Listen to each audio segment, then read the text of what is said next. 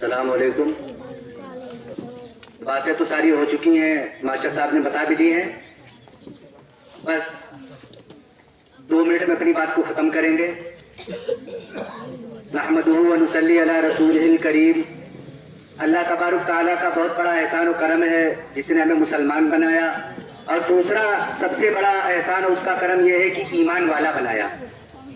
اور ایمان یہ سب سے بڑی ہماری قیمتی چیز ہے. 2 بات میں آپ کو بتا دوں، اس کے بعد اپنی بات ختم کرتا ہوں. ابھی تھوڑے دن پہلے اسد الدین اویسی صاحب نے پورے مجمع میں سوال نہیں پوچھ رہے بھائی، بولنے تو دو آپ. وہاں پہ سیرت کے بارے میں سوال پوچھا تھا کہ حضور کے نانا کا نام کیا تھا. بہت بڑا مجمع تھا. سب سے سوال کیا کہ 60 سال کے اوپر والا کوئی نہیں بولے گا. تو اس میں سے صرف 2 لوگ جواب دے پائے تھے کہ حضور کے نانا کا نام کیا تھا. پھر پوچھا حضور کی نانی کا نام کیا تھا. ان میں سے بھی صرف 2 لوگ جواب دے پائے. اسد الدین اویسی صاحب نے کہا 1,000 روپے نقد انعام دوں گا. تو یہ تعلیم ہم لوگوں کی کس درجے کی ہے یہ سارے لوگ اس چیز سے اندازہ لگا سکتے ہیں. ہم عاشق رسول تو بنے گھومتے آئلہ محمد کہہ دیتے ہیں، بس ہو گئے عاشق رسول.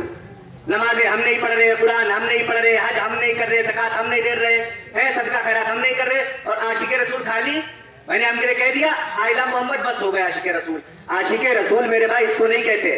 عاشق رسول اس کو کہتے ہیں جو ایک ایک طریقے کو، حضور کے طریقے کو اپنی زندگی میں اپنائے گا، وہ ہے عاشق رسول. ایک صاحب تھے، ان کی اہلیہ تھی، تو وہ حمل سے تھی. تو ان کا یہ ارادہ تھا میرا بچہ بیٹا پیدا ہوگا تو اس کو جو ہے مدرسے میں داخل کروائیں گے. بچہ پیدا نہیں ہوا، اس سے پہلے اس کے باپ کا انتقال ہو گیا. انتقال ہونے کے بعد میں جب ولادت ہوئی تو بیٹا ہی اللہ پاک نے دیا. بیٹا ہونے کے بعد میں جب 3 سال کا 4 سال کا ہوا تو اس کو مدرسے میں داخلہ کروا دیا. تو جو شخص دنیا سے چلا گیا تھا وہ قبر کے عذاب میں مبتلا تھا. ایک بزرگ نے خواب میں دیکھا کہ بہت یہ تم پریشان ہو، بہت تکلیف میں ہو. کوئی بات نہیں. پھر تھوڑے دن کے بعد پھر وہی خواب دیکھا اسی آدمی کو کہ بڑے چین و سکون سے قبر میں لیٹا ہوا ہے، آرام سے سو رہا ہے. تو پوچھا کیا وجہ ہے جو آج آرام سے تم سو رہے ہو؟ تو اس نے کہا آج میری بیوی نے میری وصیت کے مطابق کام کیا ہے. کہا کیا کیا ہے؟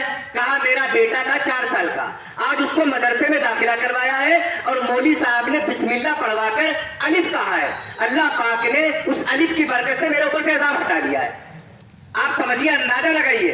آج جو ہمارے مدارس کے بچے پڑھ رہے ہیں ان کو ہم حقیر سمجھ رہے ہیں، حافظ جی ہیں یہ کیا جانتے ہیں.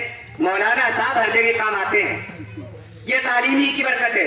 مولانا صاحب بچہ پیدا ہوتا ہے، اذان مولانا صاحب پہ ہے کہ نہیں؟ بچہ پیدا ہوا اس کا چھٹے دن نام رکھتے مولانا صاحب. دنیا سے چلا گیا مولانا صاحب نماز پڑھائیں. تو ان بہت ساری باتیں ہیں. زیادہ نہ بات کر کے میں اسی بات کو ختم کرتا ہوں. السلام علیکم.